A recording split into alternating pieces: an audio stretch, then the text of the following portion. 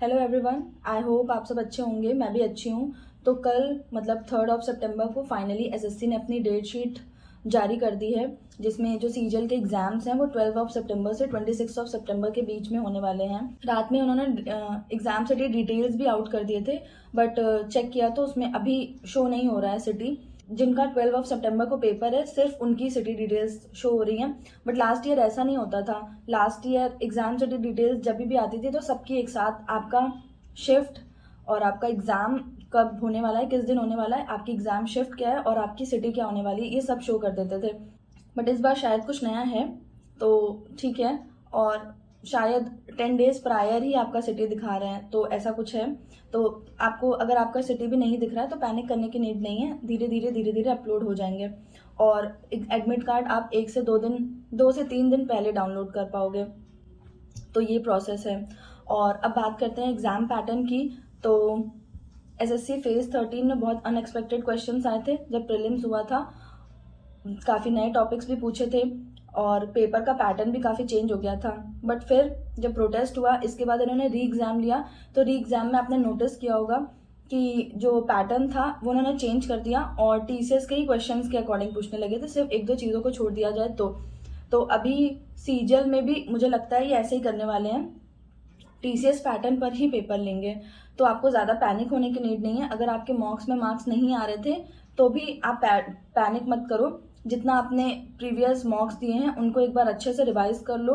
जो आपने पहले टीसीएस वाले पेपर्स के मॉक दिए थे उनको रिवाइज करो। मैं भी यही फॉलो करने वाली हूँ। और अभी जो एडिक्टिव बेस्ड मॉक्स दिए हैं उनको भी थोड़ा सा कर लो। तो अगर आपका जो न्यू टॉपिक्स हैं उनमें आपको दिक्कत आ रही है तो उनको देख लेना, बट बहुत ज़्यादा पैनिक करने की नीड नहीं है, उन पे मत रिलाई रहना। इसके बाद बात करते हैं रिवीजन की। तो अब क्योंकि लास्ट 10 डेज ही बचे हैं तो इसके लिए आप क्या रिवीजन स्ट्रैटेजी अपना सकते हो। मैथ्स में आपको सिंपली आपने जितने भी टॉपिक्स अभी तक पढ़े हैं, जितने मॉक्स दिए हैं, एक बार उनको अच्छे से आपको चेक कर लेना चाहिए। आपको देख लेना चाहिए कि आप कहाँ कहाँ पे क्या क्या आपने लैग करा था। उनको अच्छे से जितने आपने मॉक्स दिए हैं उनका रिवीजन मस्ट है, क्योंकि जो आपने मिस्टेक्स की होंगी वो उन्हीं क्वेश्चंस में आपको दिख जाएंगी और क्वेश्चंस के फॉर्मेट तो नहीं बदलने वाले हैं। तो मैथ्स में आप ये कर सकते हो। और इंग्लिश की बात करें तो मॉक्स का रिवीजन तो कंपलसरी है। इंग्लिश में भी आप सबसे पहले मॉक्स का रिवीजन करो, देन आपने जो नोट्स बनाए हैं उनको अच्छे से 1-2 बार पढ़ डालो और मुझे लगता है कि उसमें अच्छे मार्क्स आ जाएंगे।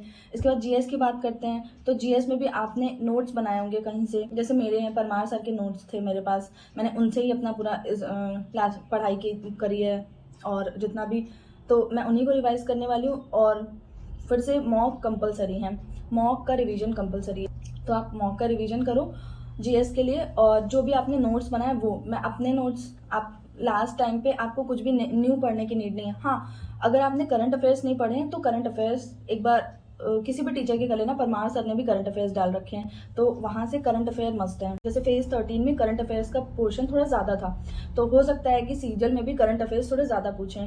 तो इसके लिए आप क्या कर सकते हो कि जो उन्होंने मंथली करंट अफेयर्स अपलोड किया आप वो एक बार देख लो लास्ट 6 मंथ्स के। इसके बाद रीजनिंग, तो रीजनिंग में भी आप रीजनिंग में तो रिवीजन जैसा क्या ही है, जो थोड़े मोड़े टॉपिक्स हैं जैसे कैलेंडर वगैरह है उसको आप रिवाइज कर लो। और जो सीरीज़ के क्वेश्चन हैं उनको आप एक बार, एक होता है ओवरव्यू लेना या बर्ड आई व्यू में, आप उन सारी चीज़ों को कवर कर लो। रीजनिंग का भी रिवीजन आप इतना करोगे तो सफिशिएंट है। अगर पेपर टफ भी आएगा तो सबके लिए टफ आएगा। आपका यही टारगेट होना चाहिए कि आपको टफ आएगा तो टफ पेपर में भी आपको 130 प्लस स्कोर करने हैं, और इजी है तब तो फिर अच्छी बात है, वो ज़्यादा दिक्कत करेगा। तो बस बाकी रिवीजन मस्ट है, रिवीजन करते रहिए। और हाँ, अब बात करते हैं मॉक्स की। तो मॉक्स स्किप मत करिए, डेली एक मॉक तो आप एटलीस्ट लगाइए, क्योंकि अगर आप लास्ट टाइम पे मॉक छोड़ दोगे तो आपकी प्रैक्टिस हट जाएगी। इसलिए अभी 10 डेज हैं तो मॉक लगाना स्किप मत करिए। डेली एक मॉक अटेम्प्ट करिए और उसको प्रॉपर एनालाइज करिए। ज़्यादा मॉक्स देने की बिल्कुल नीड नहीं है, 4 तरफ मॉक्स देने की भी बिल्कुल नीड नहीं है। अब सिर्फ थोड़ा और सफिशिएंट करना है और जो इम्पोर्टेंट है सिर्फ उतना ही करना है। तो सिर्फ डेली एक मॉक दीजिए, उसको प्रॉपर एनालाइज करिए। जितने आपने प्रीवियस मॉक्स दिए हैं उनको प्रॉपर रिवाइज करिए। मैं बार बार बोल रही हूँ, जितने भी प्रीवियस मॉक्स दिए हैं, जितने भी आपने अभी तक प्रीवियस मॉक्स दिए हैं उनको ज़रूर एक बार रिवाइज करके जाना।